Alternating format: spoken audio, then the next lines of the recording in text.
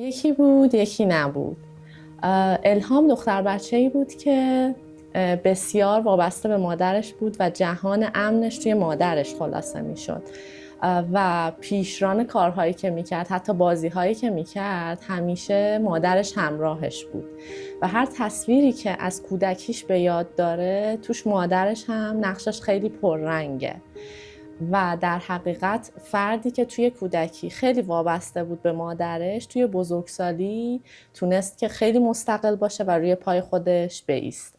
سلام، من فرناز مجیدی هستم. خیلی خوش اومدید به این اپیزود از پادکست فیل سفید. امیدوارم که مثل بقیه اپیزودها خیلی لذت ببرید. الهام جان خیلی خوش اومدید. ممنونم فرناز جان از دعوت. سلامت باشید. ما خیلی وقت همو میشناسیم و سلامت باشی. برای منم باعث افتخاره، ولی خیلی کم راجع به هم میدونستیم. درست. و خیلی خوشحالم به واسطه این پادکست میتونم خیلی بیشتر باهات صحبت کنم، بیشتر راجبت بدونم. الان چیکار میکنی الهام؟ من الان به عنوان تالنت اکوزیشن اند پیپل پارتنر تو شرکت ایرانسل مشغولم. در حقیقت ما تیم HR بیزنس پارتنر هستیم. بعد از اول تو دانشگاه منابع انسانی خونده بودی؟ نه، من صنایع خوندم، هم لیسانسم صنایع بود و هم فوقم صنایع بود.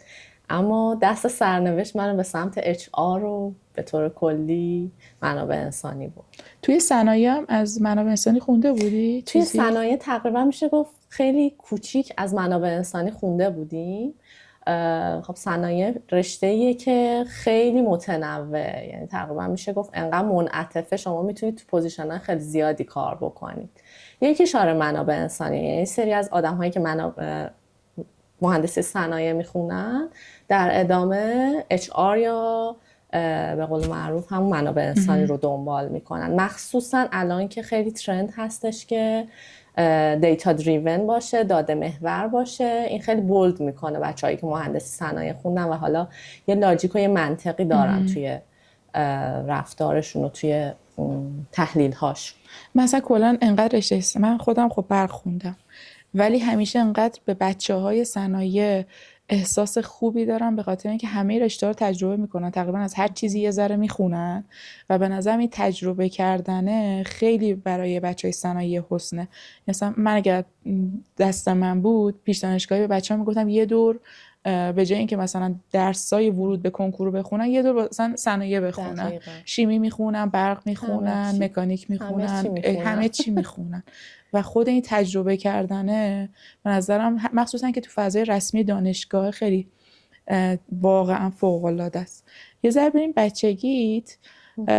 تک بچه‌ای؟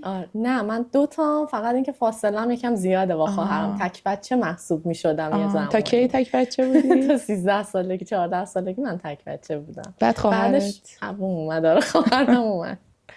بعد وقتی که خواهردار شدی احساس کردی مثلا یه سری از توجهات بهت کم شد یا نه؟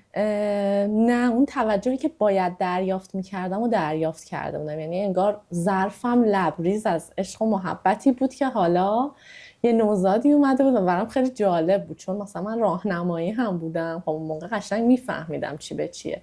به خاطر همین این فرایند بچه داری رو یه بار با خواهرم چشیدم قبل از اینکه مامانشی. دقیقاً. و میدونستم که چقدر سخته، ولی الان که خودم من بچه دار شدم میبینم نه، این که تو فقط تنها مسئول باشی خیلی سخت‌تره. دبیرستان رشته چی بود؟ رشته ریاضی فیزیک خوندم. دلیلش هم این بود که ریاضیم خیلی خوب بود.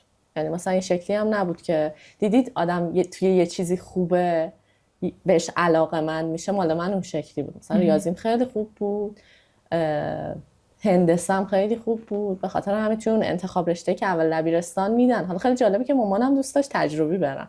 یعنی نگاه می‌کردم میگفت چرا انقدر زیستت کم شدی؟ مگه تو خوب نمیخوندی؟ حالا ریاضی شده دیگه، من خودم ریاضی بیشتر دوست دارم. تجربه بری که پزشکی؟ دیگه آرزوی مامانا دیگه. آره، خیلی دوست داشت که خودش دوست داشت که پزشک نشده بود، دلش میخواست که اگه بشه من بشم. آره. منم اتفاقا ریاضی که رفتم دقیقاً به این خاطر بود که فقط ریاضیم خوب بود. یعنی حتی نمیدونستم رشته‌های دانشگاهی مرتبط با ریاضی دقیقاً چیاست و من کدومو دوست دارم. مثلا دوست دقیقاً. داشتن یعنی چی؟ آره، چون دوست داشتنه از اون نقاطیه که تو لمسش کردی. وقتی لمس نکردی مثلا نمیتونی بگی که من توی شغل ها اینو دوست دارم، وقتی که اصلا نرفتی سمتش و از دور صرفا یه چیزایی شنیدی. سری دیتا پوینت باید داشته باشی که بگی بعد من اینو دوست دارم. ما اینو نداشتیم هیچ واقعا. وقت. فقط میگفتن اگه ریاضیت خوبه پس باید بری ریاضی. اونقدر علاقه مثل الان توی نسل زد بولد نبود، حداقل برای ما. بعد حدس میزنم جز اون دانش آموزایی بودی تو مدرسه که همیشه یه گروه خیلی بزرگی دورت بوده. من کلا خیلی ارتباطات خوبی داشتم و دارم. خب آدم برونگراییم و خیلی انرژی میگیرم از آدمای دیگه و خیلی یاد میگیرم ازشون. یعنی مثلا امکان نداره با یه کسی تعامل کنم و ازش چیزی یاد نگیرم و یاد ندم. بالعکس هم هست. خیلی دوست دارم اینو که همش پویا باشم.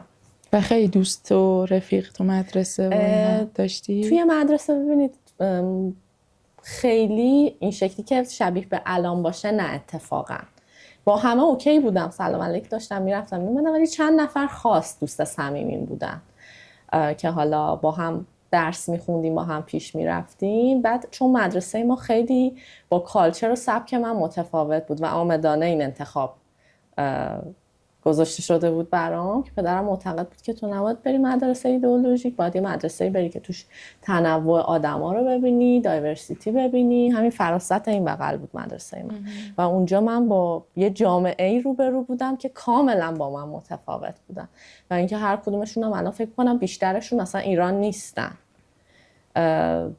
اتفاقا این تنوع خیلی به پذیرش کمک کرد توی من که اینکه آدم‌های مختلف میتونن اعتقادات مختلف، شکل‌های مختلف، سبک‌های مختلف داشته باشن. اصلا نباید همه شبیه من باشن. این جهانمو خیلی بزرگتر کرد. اولین جایی که این اتفاق برای من افتاد کانون زبان بود. یعنی انقدر آدم‌ها ساید مخالف من بودن، حالا توی چیزای مختلف میگم و صرفاً حالا پوشش نه، که من اولین بارها میرفتم خیلی برام عجیب بود چجوری میتونم با اینا انقدر تعامل کنم. خیلی هم خوب میتونستم باشون تعامل عمیق کنم، حرفاشون رو بفهمم. بعد صحبتاشون رو که از یه زاویه دید دیگه میشنیدم برام جالب بود. گفتم راست میگن اینا، شاید واقعا اینجوری باشه. این تردید به چیزایی که میدونستم خیلی به نظرم به بلوغ خودم کمک کرد. الهام، وقتی که نوجوان بودی تفریحاتت چیا بود؟ مهارتایی که یاد میگرفتی چی بود؟ عموما وقت تو با چی پر میکردی؟ اون زمان ما خیلی جهتدار به سمت اینکه مهارت‌های نرم چقدر مهمه، به سمت اینکه حالا به شغل بخوایم فکر کنیم، انقدر بلند و به قول معروف از بالا نگاه نمی کردیم که قراره چی کار کنیم. فقط به ما میگفتن باید درس بخونید. یعنی این راهی که دارید از درس خوندن زیاد میگذره. چیزی که خیلی بولد من یادمه که انقدر درس ها سنگین بود که عموما فقط درس و درس و درس. یعنی این شکلی بود که من وقتی که میرسیدم، مثلا فرض کنید ساعت 3 میرسیدم خونه تا حالا چیزی بخورم و یه کارایی بکنم، بعدش باید میرفتم تکالیف مدرسه‌مو انجام میدادم. یعنی روتینم این شکلی شده بود. به خاطر همین الان فکر میکنم چقدر خوب میشد که اون زمان یه تایمی داشتیم، یه کلاسی داشتیم، چیزی داشتیم که اون وسط کتاب میخوندیم، یکم از دنیای بیرون خبردار میشدیم. به ما میگفتن که این راه فقط از درس میگذره، راهی که حالا شما موفق شی، راهی که رستگار بشی اینه که باید درس بخونی و باید کنکور خوب بدی. یعنی این خیلی برجسته بود توی زمان ما که کنکور همه چیزه. آره دقیقا متوجه میشم. دوست داشتی چی کاره بشی؟ مهندس برق. چرا؟ حقیقت مهندس برق من اصلا نمیدونستم چیه اون موقع ها، ولی میدونستم که اولین مهندسیه. یعنی هم سخت‌ترینه، هم اون زمان خفن‌ترینه، همین که به قول معروف کسایی که مثلا مهندس برق میشن آدم‌هایی هستن که خیلی مثلا تاپ لولن و اون موقع هم خیلی مثلا تو صنعت. الان منو میبینی که نقض چیزیه که تو ذهنت. نه اینجوری نیست. انقدر که درساشون سخته و من خیلی دوست دارم چیزای سخت رو امتحان کنم. اگه اونو بتونم اوکی کنم پس بقیه چیزا راحته دیگه. ولی خب خدا رو شکر به این سمت اومدم که از اون عمق بیام بیرون، به تنوع برسم، دقیقاً. چون تنوع خیلی برام بولد بود. آره دقیقاً، چون واقعا من تو کارشناسی یادمه که واقعا اصلا وقت نداشتیم، یعنی قد درسا عجیب بود، سنگین بود و خب من واقعا دوستش نداشتم. یعنی صرفا هی بهمون میگفتن درستون خوبه، برق، مکانیک، دقیقاً صنایع، این شکلی بود، هیچ کامپیوتر، چیزی ازش نمیدونستیم. آره نه توش هیچ خبری نبود. الان میتونم بهت بگم که البته خیلی شکست نفسی نه میکنی. واقعا ما مثلا از ورودی ما خیلی بچهای کمی موندن تو رشته، یا عموما تغییر رشته دادن یا دیگه ادامه ندادن. یعنی یه جوری بود که دیگه خسته میشدیم از اینکه بخوایم درس بخونیم. منم که خب واقعا جام نبود، یعنی انقدر گشتم ببینم که کجا جام دیدم. تو مدیریت خیلی خوشحالتر و بهتر میتونم باشم. چیز خاصی ولی واقعا توش نبود. حالا البته دوستای خیلی خفنی تو برق دارم که دارن تو حوزش کار میکنن، من مثل اونا خفن نبودم واقعا. نخواستید که باشید در حقیقت. آره واقعا دوستش نداشتم، یعنی اصلا حسی بهش نداشتم، حتی ازش بدم نمیاد، چون توی برقم خوب بودم، یعنی مثلا نمره‌های خوب میگرفتم، خوب پاس میکردم. رشتم تازه مخابراتم بود، یعنی تو برقی یه ذره سنگین تر از شاخهای دیگه هم بود. حس خاصی بهش نداشتم واقعا. من چون بلافاصله بعد از فارغ التحصیلیم هم با برق رفتم کارآموزی، یعنی باهاش کارم کردم ولی دیدی دوست نداری، باز حسی نداشتم بهش. هی میگشتم ببینم مثلا من جام کجاست، اون جایی که میتونم سایزمو خیلی بزرگ کنم، توش میتونم نقش داشته باشم کجاست. تو برق پیداش نمیکردم واقعا. اومدی صنایع، از کی وارد بازار کار شدی؟ من یکم طول کشید تا وارد بازار کار بشم. به نظرم بیشتر به خاطر مایندستم بود. مایندستم این شکلی بود که خب من شاید بتونم که از راه کارهای هنری کسب درآمد کنم و چون خیلی علاقه‌مند بودم به عکاسی وارد حوزه عکاسی شدم. کلاس رفتم دانشگاه تهران. اون موقع اصلا این شکلی نبود که عکاسی شبیه به الان مثلا هر کسی یه دوربین دستش باشه، هر کسی موبایلش یه دوربین باشه، اینجوری نبود. واقعا وقتی یه عکس خوب میگرفتی خیلی برجسته میشد. اون زمان اوایل اینستاگرام هم بود، یادمه مثلا سال 2012 اینا بود که مثلا هر عکسی که میگرفتم انقدر بالا پایینش میکردم، هی نورشو کم میکردم، زیاد میکردم، میدم چقدر دوست دارم. اصلا ساعتایی که دارم عکاسی میکنم از عمرم حساب نمیشه. این بود که خیلی طول کشید رسیدم به HR. منم دقیقا از عکاسی میشناسم، یعنی از وقتی که دقیقا. تو اکانتت عکساتو بارگذاری میکردی خیلی هم جذاب بود و واقعا هم مثل الان انقدر تنوع محتوای تصویری زیاد نبود. خیلی هم پیجت بالا بود. داری پیجتو؟ آره پیجم رو دارم، فقط یکی از چیزایی بود که حذفش کردم به خاطر یه سری چیزایی که توی خودم شناختم. فهمیدم که فعلا توی اون بازه زمانی مال من نیست. حالا شاید دوباره بهش برگردم، ولی اون موقع فکر میکردم که باید برم و یه کوچولو مرتبط‌تر و اکادمیک‌تر وارد بازار کار بشم. چی اذیتت میکرد؟ یکم باید شوآف می‌داشتم، یعنی باید یک شوآف می‌داشتم، دو زندگیمو باید کف اینستاگرام می‌ذاشتم. این خیلی اذیتم میکرد. من خیلی آدم محافظه‌کاریم که دوست ندارم کسی راجبم چیزی بدونه، اگرم میدونن جنرال باشه. آره این بود که باعث شد من بکشم یه ذرم عقب. دیتای قبلمون اینو میگفت که مثلا کسی که داره تو سوشال کار میکنه، یعنی ما همه چیشو میدونیم. آره. ولی احساس میکنم سواد امروزمون نشون میده که هر بخشی که ما دوست داشته باشیم رو میتونیم بله، به آدما نشون بدیم و اتفاقا پیج خیلی بالایی داشته باشیم، دنبال کنندهای زیادی داشته باشیم. اون موقع سوادمون و تازه بلاگری داشت میومد بالا، هم نسبت به بلاگری گاردی بود، مثلا انگار با یه مثلا لیبل بدی آدما رو بلاگر خطاب میکردن. باز هنوز یه ذره هست ترکشش، ولی خیلی داره بهتر میشه. همین که اون موقع فکر میکنیم که خیلی باید رو باشه همه چی، ولی الان میبینیم خیلی از اینفلوئنسرها بلاگرها دنبال میکنیم و اصلا خیلی از زاویه هاشون رو ما خبر نداریم. به هر حال فرناز به نظرم یه تیکای از شخصیت نمایشی باید توی فرد باشه. یعنی مثلا الانی که من اینجا نشستم یکی از قورباغه هام قورت دادم که مثلا دوست دارم تولید محتوا کنم ولی ازش فراریم، نمیدونم این دوتا جنبه چه جوری میتونه به هم برسه، ولی گفتم بذار امتحان کنم ببینم که چه جوریه، ولی جزء چیزاییه که یه جورایی ازش ابا میکنم. آها. چند کا بود پیجت رها کردی؟ 34 بود فکر میکنم، 34 کا. سال 5 سال پیش فکر میکنم. 99 400. آره. و اگه تا الان مونده بود فکر کنم اگه فعالیت میکردم 400 500 کا راحت اگه شده. پشتش رو میگرفتم. آره این مثال همیشه میزنم. اون زمان صدف بیوتی که مثلا 2000 اینا بود که من یادمه خیلی خوشم میومد از یه سری چیزاش که مثلا خلبازی در می آورد، ما رو میخندود. گفتم این دختر چقدر خودشه، مگه میشه آدم انقدر خودش باشه. مثلا اون زمان یادم تقریبا همون فالوور رو داشتم تقریبا. خب اون بیشتر تولید محتوا می‌کرد و اون خیلی خلاق بود. مثلا اون موقع هیچ کس راجع به لوازم آرایش تولید محتوا نمی‌کرد واقعا. اصلا انگار یه تابو بود که آدم گوشی رو برداره بگیره جلو خودش راجع به خودش حرف بزنه. حتی به نظرم همین بلاگرها این حالت نمایشیه رو انگار انقدر سبکای مختلف بهمون نشون دادن. آره. دیدیم که حتما هم نباید آرتیست باشی گوشی بگیری دستت. هر کسی میتونه. هر کسی میتونه و اتفاقا هر چقدر راحت تر باشی مخاطب اونجا خیلی دوستش داره. میفهمیم که مثلا داره دیالوگ میگه یا نه خودشه. به نظرم این تنوع خیلی بهمون واقعا یادگیری داد. بین کار کردن توی اینستاگرام و کارمندی انتخاب کردی؟ آره کارمندی انتخاب کردم. ببین کانتکست و اون زمینه مملکت هم خب خیلی مهمه. الان نگاه کن اوضاع چه شکلی. اینا هم بود توی ذهنم. یعنی اون موقعی که بهش فکر می‌کردم شاید باورت نشه اینجوری بود که استابیلیتی برای خودم نوشتم و اینکه خیلی مهمه تو چه خانواده‌ای بزرگ شده باشی. آیا آدم‌هایی دورت بودن که کارآفرین بودن؟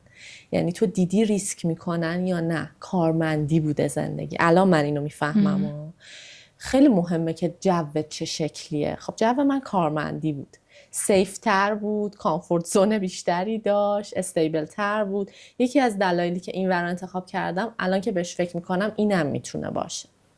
یعنی چون پدر مادر آره کارمند استاد دانشگاه بودن. و کارمند دقیقاً. بودن و احساس کردی که مثلا اگر مثل این روزا اینترنت دچار چالش بشه. این مشکل ریسک نکردن رو من داشتم.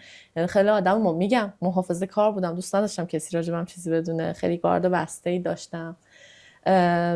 ولی الان میبینم نه اشتباهه. خیلی وقتا من هر ریسکی که توی زندگیم کردم انگار بهم یه پاداش داده شده. انگار ریسک که میکنی زودتر جلو میری، شتاب میگیری. ریسک منطقی البته. آره دقیقاً. الان که فکر میکنم میبینم منم خب پدرم بازاری بود و شغل آزاد داشت. سلامت بشی. مثلا همیشه به ما میگفتش که خب این نشد اون یکی. یعنی ما اصلا اینطوری نبودیم که باید یه خط رو بریم جلو. خیلی مهمه. و همیشه چند تا کار رو داشتیم انجام میدادیم و واقعا به نظرم بستر خانواده‌ام خیلی تاثیر داره. آره. شاید اون موقع ها آدم انقدر نشینه بهش فکر کنه که تاثیر. بعدتر که از دور نگاه میکنه میگه این از کجا اومده تو ذهن من؟ این همه آدم دارن کارایی میکنن غیر کارمندی، چرا من فکر میکنم که تنها کاری که میتونم مثلا بکنم بهم القا شده که فقط این خوبه؟ این شکلی نیست. الان من اینو متوجه میشم که اونا واقعا تاثیرش رو میذاره. دقیقاً. الگو تو زندگی کی بود الهام؟ الگوی من مامانم بود از بچگی. خب کلا دنیای من مامانم بود.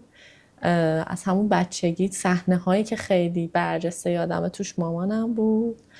مامانم هم توی اون سالها خیلی درگیر درس بود. درس. برای منم درس شده بود یه ارزش. اصلا کلا تو خانواده ما درس خوندن، البته تا قبل از خواهرم. خواهر دیدید اینایی که تحت آقارین کلا این شکلی میشه، یه شکل دیگه میشن. نگاه میکنن ببینن چی شد یه خلافشو برن یا اینکه مثلا کارهای دیگه بکنن. ولی زمان من خیلی ارزش بود درس خوندن، این شکلی که مثلا ارزش تو درس خوندن. بعد قور نمیزدی به مامان که مثلا یه ذره وقت با ما بگذرون، انقدر دانشگاه و درس و آخه منم دخیل میشدم دیگه. مثلا یادم سر پایان نامه مامانم اون موقع اصلا شبیه به الان نبود انقدر دیتا در دسترس باشه، داده و کتاب و اینا در دسترس باشه.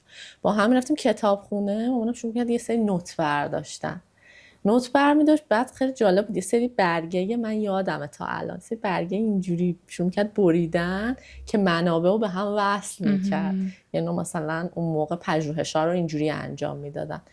با مثلا چسب به هم میچسبونم ببینم درست باشه نباشه، که تا الان که الانه یادمه که ما پذیراییمون پر این برگه ها بود که حالا پایان نامه مامانم شاملش میشد. منم انگار دخیل میکرد توی کاراش، انگار شبیه بازی شده بود برام. آره. من یه تصویر خیلی مبهمی که از قبل دارم، چند تا از دوستای خیلی صمیمی ماماناشون کارمند بودن. خب من مامانم خانه‌دار بود، همیشه میرفتم خونه مامان بود. بعد این دوستام که ماماناشون شاغل بودن خیلی قصه میخوردن، یعنی مثلا میگفتم ما الان باید بریم تا 5 تنهایی، مثلا مامانم میاد خسته است. دیالوگای این شکلی میشنیدم. الان که خودم مامان شدم یه وقتایی عذاب وجدان من گره میخوره با حرفای اونا. یعنی مثلا میگم الان که من سر کارم یا صبحان که یه ذره بزرگتر شه خیلی بیشتر متوجه بشه، تجربه شبیه به اونها رو قراره داشته باشه، منو میبره از الان توی یه فضایی که دارم اذیت میشم. میفهمم. این عذاب وجدان مادرانه خیلی سنگینه و این رو بهت بگم فرناز، اتفاقا یکی از دلایل من که میرم سر کار و حالا فول تایم هم هستم و کارم به نسبت ساعتهای زیادی داره اینه که آره تو کوتاه مدت من غذای گرم نداشتم. مثلا خیلی وقتا آدم‌هایی که میومدن دنبالم دم مدرسه عوض میشدن، اون ثبات و روتینی که باید رو نداشتم، یا مثلا دقیقا همینی که میگم مادرم که برمیگشت خسته بود و من دوست داشتم توی درس‌ها کمکم کنه و این اتفاق نمیافتاد خیلی وقتا. اما توی بلند مدت الان که نگاه میکنم من ممنونشم که رفته و من اینو میخوام. یعنی اوکی که توی وقت به شدت مستقل میکنه بچه رو توی این زمینه، خیلی مستقل میکنه. میدونید دیگه رنجه که آدم رو رشد میده. درسته رنج میکشن اما مستقل میشن و در آینده کوتاه مدت نه بلند مدت متشکر شما خواهند به نظرم. خاطر همین عذاب وجدانه رو کامل. قبل از اینکه مادر بشی به این فکر میکردی که کارت فول تایمه، چجوری میخوای مدیریتش کنی، یا اصلا همین فکر باعث میشد که این مادر شدن رو به تعویق بندازی؟ ببین نه، من خیلی بچه دوست داشتم و اصلا این شکلی نبود که بخوام به چیزای دیدی که چیزی رو شما دوست داری خیلی به دورش نگاه نمی کنی. بعدش هم بچه دار شدن کلا قضیه 100 منطقی نیست. یعنی اینجوری نیست که بشین حساب کتاب کنی چی کار کنم. مثل الان که مثلا میگن تو این وضعیت چرا بچه بیاری. زندگی با قدرت در جریان دیگه. نه واقعا این شکلی نبود که بخوام فکر کنم. میگفتم بنا به این که چی پیش بیاد من سعی میکنم بتابم. سخت‌ترین شرایطه، من عاشق چیزای سختم. بذار ببینیم چه شکلی میشه. میدونم که قراره تیکه تیکه بشم گاهی وقتا از سختی، ولی بازم پیش بینی نمی‌کردم انقدر سخت باشه. مخصوصا روزای اول که بچه‌مو میذاشتم میرفتم اونجا من شیر خودم هم میدادم، خیلی سختم بود اما بعدا درست شد. یعنی واقعا این شکلی بود که اینجوریه که میزنم پشت خودم میگم دمت گرم ادامه دادی. اون ادامه دادن باعث شد که به یه روتینی برسی. الان که الانم سخته ها.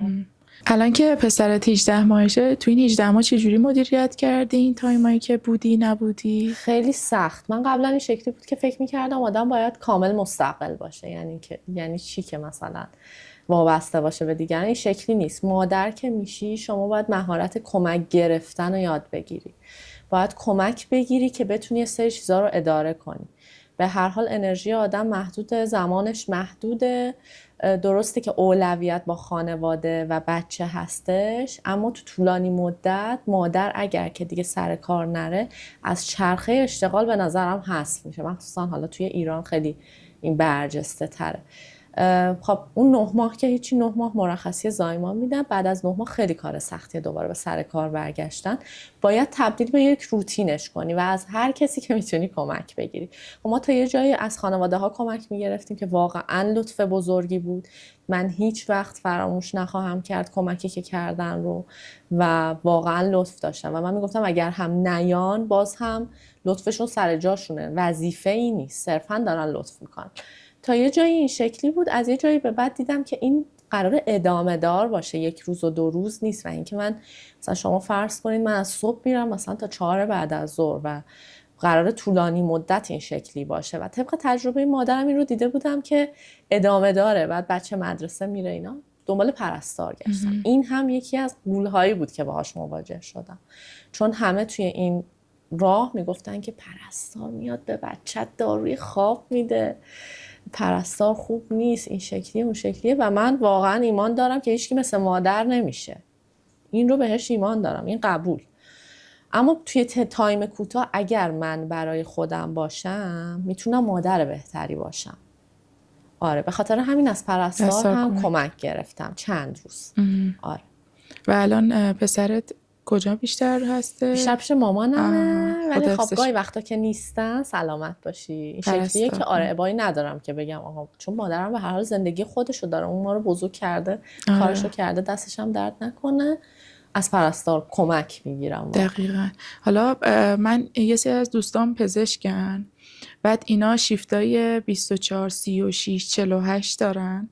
بعد اوایل که من نمیدونستم چطوری بعد اینو مدیریت کنم، برگردم چند روز برگردم سر کار، به هم گفتم تو چرا انقدر سخت میگیری؟ ما 36 ساعت میذاریم میشه پرستار. و انگار تو جامعه اونا این فرهنگ پرستار داشتن یا بچه رو زودتر حالا مهد یا پیش یه والد دیگه گذاشتن خیلی پذیرفته است. این اصلا خیلی روتینیه. ولی تو حوزه های ما یه گاردی هست، قضاوتایی هست که میخوای خودت ثابت کنی با منم مامان خوبیم، منم دوست دارمش. آره. این تقلا به نظرم خیلی انرژی بره توی این فضا. من حتی تا همین چند وقت پیش که قبل از اینکه پرستار پیدا کنم اشکال نداره، این دکمه استعفا همیشه هست، دکمهشو میزنم میرم میشینم. گفتم ولی الهام اجازه بده تو همه راه‌ها رو بری، ببینی که چی به چیه، تجربه کن، نه ترس. چون من خیلی میترسیدم آدم جدید ببینم. گفتم اینو بچه‌م بدم دست این مثلا کی از کجا اومده، چجوری میخواد بچه‌مو باش تا کنه. این خیلی برام غول بود. میگم این کارو که کردم انگار رفتم تو دل ترسم و حالا فعلا که این شکلی که دارم ادامه میدم. ولی میگم باز این شکلی نیست که کامل استیبل بشه یه مادر، انگار هی بالا پایین میشی. ولی تلاشمو دارم میکنم که ادامه بدم. به هر حال شغل مادر، خود مادری شغل فول تایم. دقیقاً. ما توی این مجموعه اپیزودا با محوریت فیل سفید داریم همه بخشا رو ضبط میکنیم. نمیدونم چقدر راجع فیل سفید میدونی یا نه. فیل سفید ما تعبیری از کارهایی میدونیم که خیلی انرژی و زمان و هزینه زیادی رو پاش صرف کردیم، دلمون نمیاد ولش کنیم. یعنی میگیم حالا که تا اینجا اومدم، انقدر زمان گذاشتم، هزینه کردم، ولش کن، مگه چقدر عمر میکنم، بذار تا ته با همین برم. این فیلم رو دوشمون هی داره سنگینی میکنه. فیل سفید داشتی تو زندگیت؟ آره فیل سفید خیلی جالب بود که برام که توضیح دادن، خیلی برام جذاب بود که چه اسم جالبی. قبلش فکر میکردم فیل مولانا رو میگید که تیکه تیکه کنار هم چیده میشه و حالا مهمونای برنامه‌تون هر مثلا یکی دومش رو لمس کرده، ولی خیلی جالب بود. آره من هم فیل سفید داشتم که رهاش کردم برای اینکه برسم به اینجایی که هستم. هنوز نمیدونم که آیا کار درستی کردم یا نه. به هر حال تصمیمه دیگه، یه روی خوب داره یه روی بد داره. از فیلای سفید بخوام براتون نام ببرم، مهمترینش عکاسیه. خب من توی برهه‌ای میگم هم علاقه داشتم، هم فکر میکردم خوبم توی عکاسی. دنبالش کردم با یکی از بچه‌هایی که حالا اون زمان استودیو داشت، توی زمینه بارداری و کودک دنبالش کردم، میرفتم کمکشون. و اینکه حالا اون موقع هم توی اینستاگرام ما میذاشتیم یه جورایی اون اینفلوئنسرایی که الان اسمش اومده مارکتینگ اینفلوئنسری، اون موقع نبود اصلا. این شکلی بود که صرفا شما برای استودیوت یه سری مخاطب جذب می‌کردی که حالا ما عکس میگیریم این شکلیه. اون موقع اصلا این شکلی که برای بارداری عکس میگیرن، عکس گرفتن مد نبود. خب خیلی یه چیز جدید بود در حقیقت. بعد این تعامل با آدمای مختلف رو می‌دیدم، خیلی دوست دارم. ولی از اون طرف می‌دیدم دوربین خیلی سنگینه و حالا اون فردی که مسئولیت اصلی رو داره خیلی وقتا دعواش میشه با مخاطب به خاطر تیست‌های مختلف، سلیقه‌های مختلف. مثلا یه آقا میومد میگفت چرا اینطوری روتوش کردی؟ اون تیکه روتوش رو، تیکه‌هایی که این شکلی بهش وصل بود، ادیت و اینها دوست نداشتم. اون کار خالص خود عکاسی رو خیلی دوست داشتم، به خاطر همین رهاش کردم. حالا الان که دارم بهش فکر میکنم، اگر رها نکرده بودم قطعا الان یکی از عکاسای خوب بودم که حالا یه استودیویی داشتم و داشتم کار مربوط به عکاسی رو انجام میدادم. اما اون موقع تو ذهنم این بود که پس من این همه مهندسی صنایع خوندم که چی بشه؟ این همه درس خوندم، هی درس تا پیروزی، پس خوب. رهاش کردم، رفتم فکر کردم که چه فیلدی برای من مناسبه. اون زمان اصلا کارآموزی مد نبود این شکلی که الان هست. به خاطر همین معرفی شدم یه جایی برای کنترل پروژه، یه شرکت پیمانکاری بود که کارهای پروژه انجام میداد. اول که معرفی شدم اونجا توی شرکت، خب شرکت خیلی ساختار سنتی داشت و اینکه قرار بود که یک شرکت دیگه زیر مجموعه شرکت بزنن. با همون سن کم همه کاراشو دادن من انجام بدم. این شکلی بود که باید میرفتی ثبت شرکت ها، بیمه باید میرفتی، اینا رو همه رو سرچ میکردم، میپرسیدم، حضوری میرفتم حتی یادمه و خیلی سخت بود اون زمان برام، ولی خیلی جذاب بود. اما بعد از یه مدت دیدم من به جای اینکه فیلد اصلیمو پی بگیرم این شکلیه که اولا مشکل حل نمیشه، بعدش هم خب شرکت این شکلی بود که پیمانکاری یه سری کارا بود توی شهر دیگه، تبدیل به یه منشی دارم میشم. یعنی فردی که همه کار بکنه اما چون خانومه و اونجا فضای آقا محوری داره تبدیل به یه منشی شده. این حس رو میگرفتم و اینکه حالا خیلی از همکارانم اینم خیلی قوی بود. این تیکه که بهتون میگم، یکی از همکارانم هی به من میگفتش که خب شما که نمیتونی کارگیر بیاری، حالا زبانت خوبه، اینت خوبه، مثلا لیسانس داری اینا، ما هم نمیتونیم کارگیر بیاریم، پس ما هم تکون نمیخوریم. این شکلی بود که انگار من اینجوری بودم که نه اینجوری نیست، من صرف این که اینجا موندم حالا به خاطر یه سری دلایله. این بود که اپلای کردم برای کارآموزی. یکی از دوستان رفته بود توی یکی از شرکت ها کارآموزی، بعد یکی از خانمایی که اونجا بود پاش شکسته بود، نیاز داشتن که یکی جای اون بره. یعنی در حقیقت این راه انگار برای چیده میشه، شما باید میگن قدم در پایینه، پا در راه نه، این شکلی که شما باید راهو شروع کنی، کوچیک کوچیک شروع کنی، خود راه بهت نشون میده کدوم وری باید بری. از اونجا HR برای من استارت خورد که اصلا یعنی مخصوصا توی ایران که خیلی مهجور بود عزت نفس انسانی و منابع انسانی و اینا، و من عاشق تعاملات و حل مشکلات بودم. این بود که گفتم اینجا جای منه و رفتی تو منابع انسانی، تازه منابع کارآموزی. انسانی. دقیقاً رفتم کارآموزی و بعد اپلای کردم جاهای مختلف بعد از اون مدتی که حالا کارآموز بودم. این وسط پس فیل سفیدم یه چیز دیگه ای که بود کنترل پروژه بود، چون مهندسای صنایع رو خیلی به کنترل پروژه میشناسن. دقیقاً. مثلا میگم مهندس صنایع چیکار کنه؟ کنترل پروژه کنه. اونم رها کردم. توی کنترل پروژه همیشه A تا Z رو میسپارن به کسی که کنترل پروژه میکنه، یا نه اون شرکتی که شما استثنا کار میکردی؟ نه A تو Z رو نمیسپرن. یه تیم میشن معمولا، حالا یه فردشون میشه اونر اون مثلا پروژه. MSP یا به قول معروف این که بخواد صورت وضعیت بده. صورت وضعیت خیلی توی چیزای پیمانکاری مهمه چون بابتش پول میگیره. و اینکه اینجا من فهمیدم که خیلی وقتا شما باید دیتای فیک بسازی، باید داده الکی بسازی که بتونی پول بگیری. اتفاقا اینا هم جزء مهارتاییه که تو کار به شما اضافه میشه، چون شما تو محیط آکادمیک که هستی فکر کنی خیلی همه چی شسته رفته به شما تقدیم میشه. این شکلی نیست. متوجه شد. ما دقیقاً توی پله پله امسال اومدیم یه کارآموزی رو فعال کردیم به این سبک که بچه‌ها بدون هیچ مهارتی، یعنی خیلی هم روی این تاکید داشتیم که حتما نباید چیزی بلد باشی، بیا و تو 2 ماه و نیم تو قسمت‌های مختلف با هر مربی، مثلا با دیزاینر، با کسی که پروداکت منیجره، با کسی که سوشال کار میکنه، هی تایم‌های مشخص بچه‌های به وادای مختلف و مربیای مختلف میرفتن که اصلا ببینن تو هر شغلی داره چه اتفاقی میفته. من احساس میکنم ما واقعا این تجربه کردن رو کم داریم توی این پازلی که آدم‌ها از دانشگاه به اون شغلی که حالا ممکنه یه جایی دوستش داشته باشیم یا دوستش نداشته باشیم نزدیک کنه. پس دقیقاً تو هم رفتی تجربه کردی و تازه فهمیدی که منابع انسانی چقدر میخوره به روحیت. دقیقاً دیدم که نه من مهارت خوبی دارم که صحبت کنم، متقاعد کنم. یه سری مهارت‌های نرمی نیازه که به نظرم میاد خوب باشه توی من. خب هی بهترم شد دیگه، ولی من دیدم سر نخاش توی من هست. یعنی اگه بتونم اون چیزایی که تو خودم خوبه با اون چیزایی که یاد میگیرم و ادغام کنم، علاقه‌م بهش اضافه کنم، خب میشه یه چیزی که خیلی میتونم دوست داشته باشم و در عین حال توش هیولا بشم به قول معروف. دقیقاً. بعد فکر کنم هوش مصنوعی هیچ وقت شما رو تهدید نکنه چون انقدر کار با انسان کار سختیه که فکر نمی کنم اون خلاقیت و اون تفکر انتقادی و استدلالی و اصلا بشه توی یه ربات بهش بگی آقا الان چشای من بفهم که دارم گوشت میدم. دقیقاً یعنی تو به این نیاز داری که یکی گوشت بده تو سازمان و از چشهای من متوجه میشی که دارم خیلی خوب بهت گوش میدم.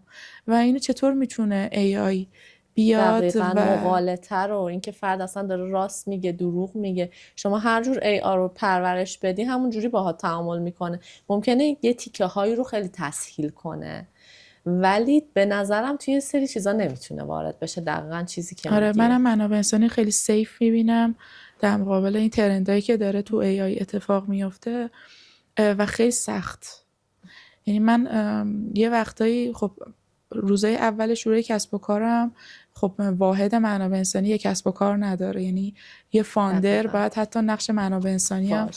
باشه و من یه تجربه خیلی تلخی دارم از اون تایمی که همه اینا رو داشتم همزمان پیش می بردم. یادم یکی از بچه‌ها خیلی کارش رو فوق‌العاده انجام داده بود و این یه تیمی داشت و من پیش خودم گفتم نزدیکترین کار اینه که برم.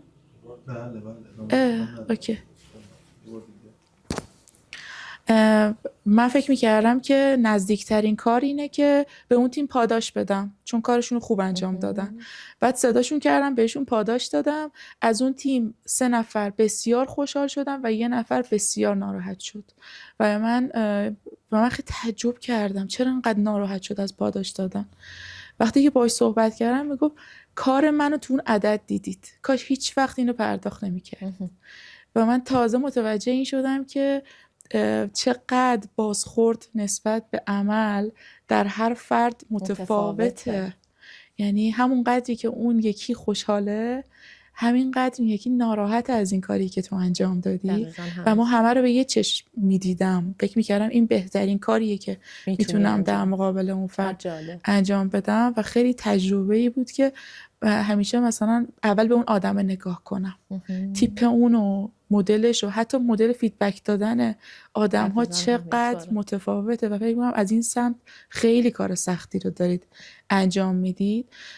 چون یه وقتی این چالشم اول کوچیک بزرگ میشه دوباره به شما میرسه. دقیقاً همین شکلیه. واقعا HR کار سختیه کلا. حالا اون تیکه کارگزینیش رو بذاریم کنار، خود HR اصلا جز شغلای خیلی سخته، چون همش شما با آدم‌ها در ارتباطی، همش باید گلایه بشنوی، به قول معروف هم باید سمت بیزنس باشی هم باید سمت آدما باشی. این بالانس و توازن رو ایجاد کردن واقعا کار سختیه. خیلی آره خیلی میگم من تازه خیلی جالب بود که یه همچین تجربه‌ای داشتی. آره من چون خیلی از دور ممکنه آدما بگن مگه چی کار، چون تنجبل و محسوس نیست. اصلا محسوس نیست. دقیقاً. مثلا خیلی وقتا مدیر عامل میگن اچ آر میخوام چیکار. آره خودم که این شکلی نیست. حالا یه سازمان رو باید از حال اچ آرش فهمید به نظر منم خیلی به حضور یه منابع انسانی، یه واحد مستقل منابع انسانی تو کسب و کار اعتقاد دارم، چون هم فرهنگی از اون واحد نشأت میگیره، هم رفتارهای بعد و قبل بچه‌هایی که تو تیم هستن و خیلی میتونه رو به جلو ببره. یعنی مثلا ما یه وقتایی منابع انسانی رو با بات کنک زدن تو سازمان اشتباه میگیریم. منابع انسانی رو با یه بسته شب یلدا اشتباه میگیریم، در صورتی که اون فرد یه وقتایی نیاز به یک فردی داره که صرفا گلش رو ببره، خوشحالیش رو ببره، دغدغه‌ش رو ببره. یه وقتایی فکر کنم شما دغدغه‌های خارج از سازمان از بچه‌ها میشنوید. دقیقاً همینطوره. شما باید گوش شنوا باشی راجع به همه چی، چون خیلی وقتا کور و اون هسته اصلی داستان بیرون سازمانه که فرد حالش خوب نیست، بعد میاد مثلا یه چیزی رو بهانه میکنه و مثلا میگه این مشکل رو دارم. شما باید پای درد و دل آدم ها بشینید و این بار غمی که روی شما میاد، به هر حال هر کی مشکلات خاص خودش رو داره، خیلی سخت میشه. اینکه ورود هم نکنی، یعنی شما تا یه جایی باید کاملا موضعت معلوم باشه، گوش بدی ولی ورود نکنی، سولوشنی بدی که این وسط این سخته که بیزنس هم یه وقت افکت نشه، یعنی تأثیری نپذیره از این تصمیم شما. دقیقاً. من حالا یه خاطره یکی از بچه‌های منابع انسانی برام تعریف می‌کرد، میگفت یکی از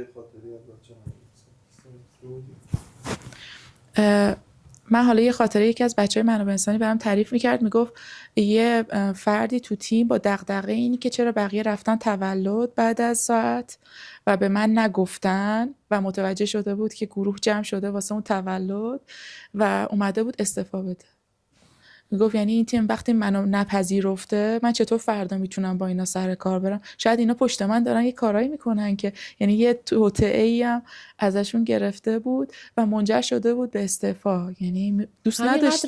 همینقدر ریزه مسائلی که بچه‌ها مطرح میکنن، خیلی ریزه. باید ببینیم که اصلا اون فرد چرا اینجوری شده، روی چه مهارتیش باید کار کنه. اگه بیاد صحبت کنه بدون یه جایی هست که میتونه صحبت کنه، خیلی میتونه اثر بذاره. دقیقا. یکی از تخصصهای شما جذب استخدامه. تو کار فعلیت عموما چه رزومه هایی رو نمیتونی رد کنی؟ نمیتونم رد کنم رزومه هایی که در حقیقت جهتشون معلومه خیلی برای من جذابن. یعنی که فرد رفته، حالا توی سازمان ما که سازمان بالغی هست غالبا این شکلی هستش که آدما باید اون تجربه و اکتشاف رو کرده باشن، یعنی از اون تیکه گذشته باشن. اوکی اولش خیلی خوبه شما جای مختلف متنوع ببینی که چی به چی، ببینی سوشال دوست داری، ببینی که دیجیتال مارکتینگ دوست داری، پروداکت دوست داری، اما رسیده باشه به اون جایی که به قول معروف عمق پیدا کرده باشه. اوکی من پروداکت منیجری دوست دارم و دارم ادامهش میدم. این یه پوینت خیلی مثبته برای من. و این که بچه‌ها ما اون سایت اونور میبینیم که برای شغلای مختلف، مثلا یکی رو میبینیم که برای 10 جا اپلای کرده همزمان، برای 10 پوزیشن مختلف توی سازمان. آره. خب این اصلا معلوم نیست کجا میخواد بره. کسی که تکلیفش با خودش مشخص نیست معمولا به درد این نمیخوره که بیاد یه جای بالغ کار کنه. باید تکلیفش با خودش مشخص باشه و فرد بالغی باشه غالبا. و عموما چه رزومه‌هایی رو خیلی سریع رد میکنید؟ معمولا رزومه هایی که خیلی جالبه که یه سری از رزومه هایی که ما میگیریم ایمیل نداره. خیلی ساده بهتون بگم ایمیل، چرا ایمیل نداشته، چرا شماره اشتباه گذاشته، اینا خیلی چیزای ریزیه ولی ما بهش برمیخوریم. مثلا فرض کن فرصتش رو فرد از دست میده با همین پوینت کوچیک. رزومه هایی که میگم خیلی پراکنده اپلای کرده باشن، اون عمقی که میخوایم نداشته باشن، مهارت هایی که باید داشته باشن و ندارن. و غالبا این که معمولا فون اینترویو هم میکنیم قبل از اینکه طرف رو ببینیم. توی صحبت خیلی چیزا معلوم میشه، تو همون صحبت طولانی خیلی کوتاه. هم یه سری سوالا هست یه وقتایی هم باهاش شوخی میکنن آره که خیلی متداول، فرقی نداره چه پوزیشن شغلی رو فرد درخواست داده شما ازشون میپرسید. یکی از اون سوالا رو بگو و چرایی پشتش رو بهمون بگو و آدم‌ها باید مثلا قبلش باید برن یه سری سوالا رو آماده شن یا باید به اون فی‌البداهه بودن مصاحبه اعتماد کنن. سبکش چجوریه این سوالا؟ من بیشتر اعتقاد دارم باید کاستومایز بشه، یعنی به سبک خودشون درست بشه، اما آمادگی همیشه خوبه. خب بستگی داره که مصاحبهشون کامل ساختار یافته باشه یا نیمه ساختار یافته باشه یا نه کلا بداهه باشه. حالا بر حسب این یه سری چیزا میتونه مشترک باشه. مثلا ما معمولا استوری تلینگ و این که داستان فرد رو بخوایم بشنویم خیلی رایج هست بینمون، چون توی داستان فرد یه عالمه چیز در میاد خودش. اول داستان فرد رو میشنویم، بعد حالا گاهی وقتا با فالوآپ کوئسچنینگ که حالا سوالهای تو در توی بپرسیم که برسیم به اون جوابایی که میخوایم ازشون میپرسیم. بعد ازشون میپرسیم که حالا حتما راجع به سازمانی که دارن میرن توش تحقیق کنن. این خیلی برای من جذاب میتونه باشه به عنوان فردی که دارم مصاحبه میکنم. و اینکه هر چقدر جذابتر تعریف کنن، مثلا میگم که این چقدر بیانش خوبه، چقدر خوب تعامل میکنه، چقدر خوب کامیونیکیشن و ارتباط میگیره، چقدر خوب میتونه منو متقاعد کنه که برای این پوزیشن و این جایگاهی که من موقعیت شغلی که من میخوام مناسبه. و حالا اینکه ما قبلش یه سری جاب پروفایل یا شناسنامه شغلم براشون میفرستیم، اون رو خیلی خوب بخونن، بدونن که اصلا برای چی اومدن، بدونن که تو چه چیزایش خوبن، چه چیزایی رو نمیدونن. این ندونستن اشکال نداره، این شکلی نباشه که همه چیزایی که توی رزومشون میارن بستگی داشته باشه به اینکه اون شغل چی بخواد. اینجوری باشه که یه تیکش رو اوکی بلد نیستم، این تیکه ها رو باید بیام توی صنعت شما یاد بگیرم. اتفاقا این که میگن ما نمیدونیم خیلی هم جذابه برای من، اینجوریه که میدونن که نمیدونن یه سری چیزا رو. این خیلی مهمه. یه تیکه هم به بحث خودشناسی ربط داره. معمولا من یه سوالی که میپرسم از آدما بسته به این که چقدر آدما راحت باشن تو حرف زدن، چقدر صادق باشن، که اینو کاملا توی فرآیند مصاحبه دستم میاد، راجع به نقاط قابل بهبودشونه. این که میپرسم خودتون رو نقد کنید، بگید که دوست داشتید چی بشه که نشده، دوست داشتید که در حقیقت چه نقدی بهتون وارده که دوست داشتید اونو عوضش کنید توی این راهی که اومدید. چه جالب. آره، میشه مایندستشون و مدل ذهنیشون رو از این فهمید، چقدر آدمی هن که میتونن نقادانه فکر کنن به خودشون. و اتفاقا بهتون بگم همه ما یه ترکیب و ملغمه از ویژگی‌های مثبت و منفی. دقیقاً. اینکه حالا بعضی از بچه‌ها این شکلی هن که امتناع میکنن از اینکه بگن اصلا جذاب نیست.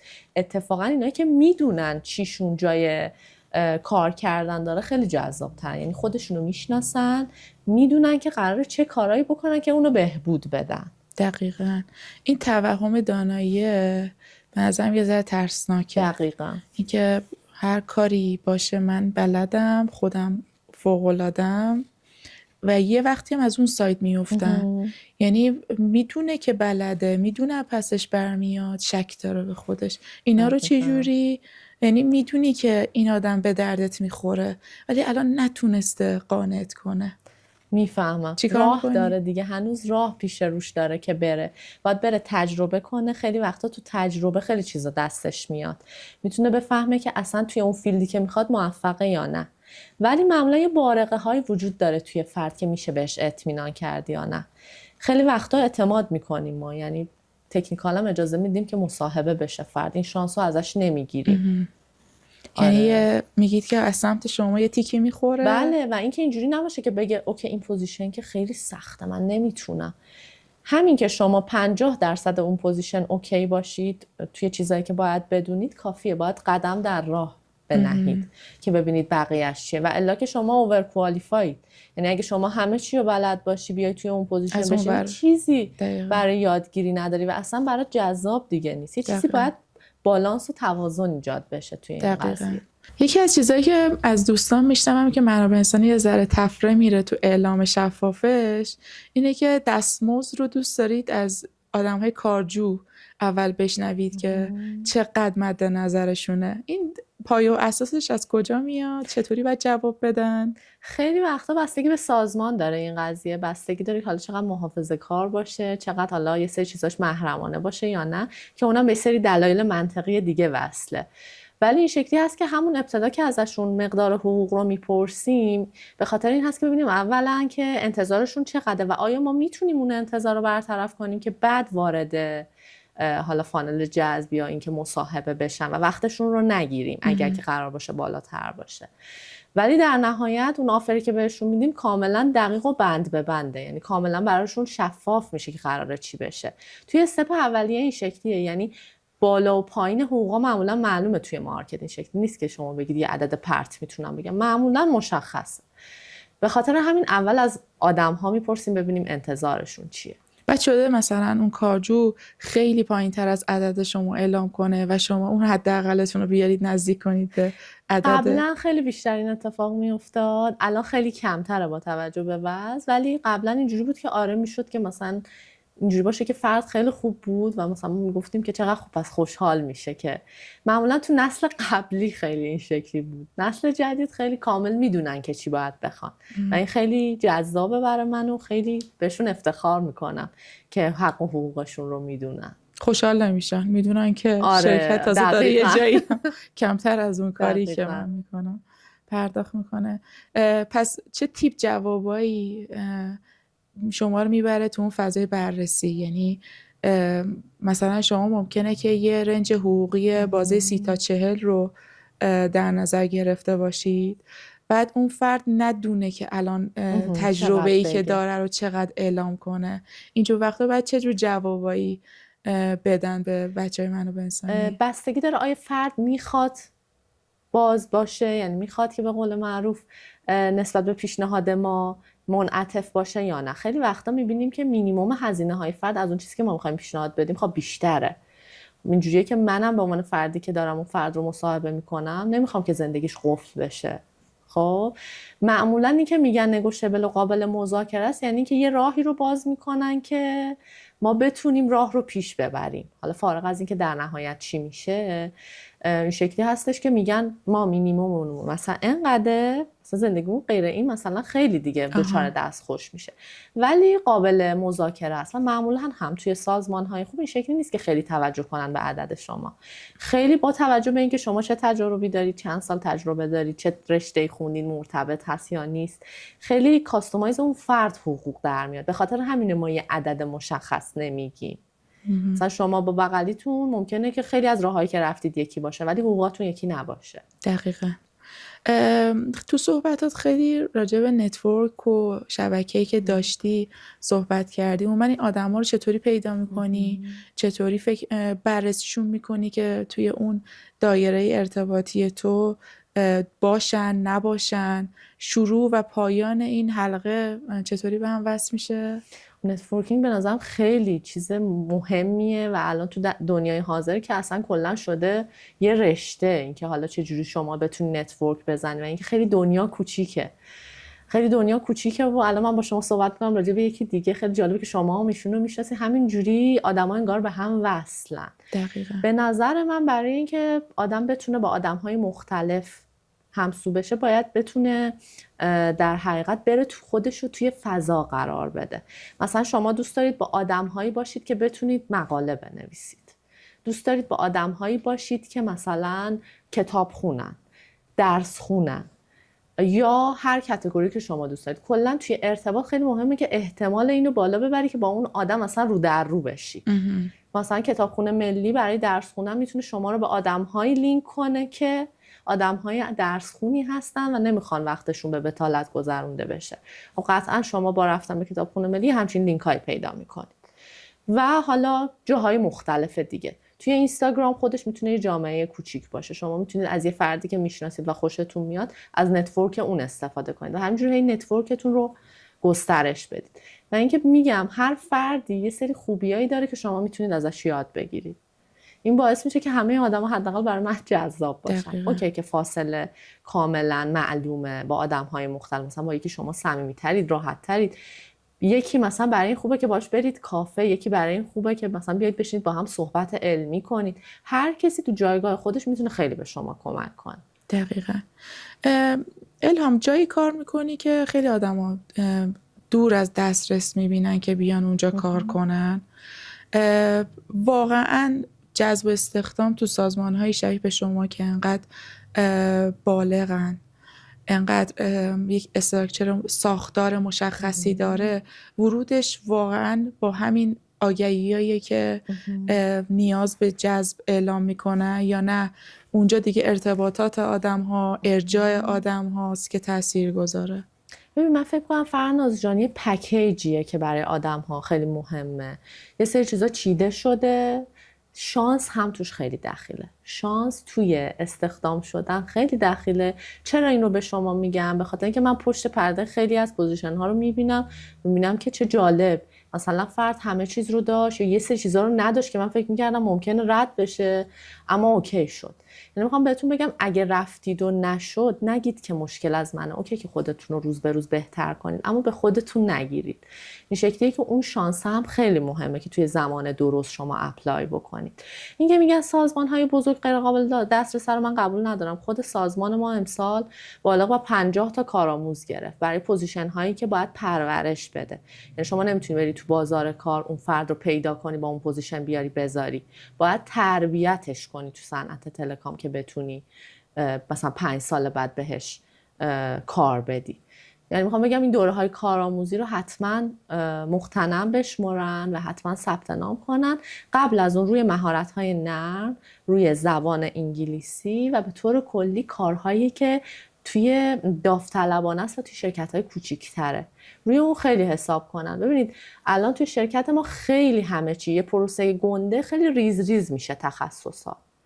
خیلی جذابتره برای فرد که یک بار پروسه کلی رو توی شرکت کوچیک‌تر گذرونده باشه که ببینه از اول تا آخرش چه خبره، که بعد حالا متمرکز شه روی تیکه خاص.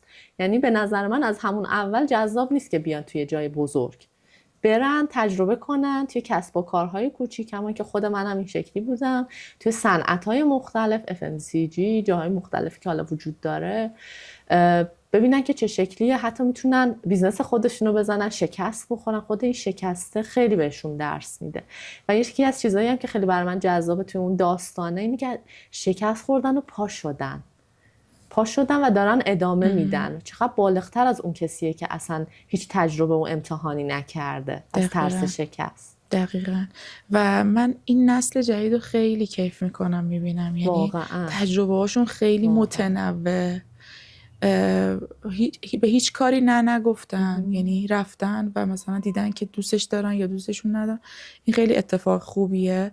نسل بعدی به نظرم باز یادگیرنده از این نسل میتونه خیلی فوق‌العاده باشه. الهامی که کودک بود، تو سن کودکیش بود، از الهامی که الان هست راضیه؟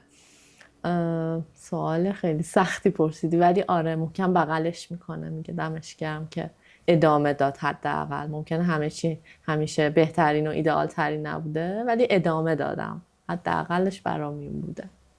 الهام، جمله، کتاب، موضوعی بوده که خیلی تو روند زندگیت یهو تاثیر گذاشته باشه و یه تغییراتی رو با خودش آورده باشه؟ خیلی جالبه که ما توی این سال میلادی که جدید شد، یه کاری که با همسرم کردیم این بود که گفته بودن اهدافتون رو 10 تا 12 تا هدف کوچیکی که دارید برای سال بعد بنویسید، بعد هر شب کدومش رو آتیش بزنید تا اینکه برسید به اون هدف نهایی. خب ما این کار کردیم.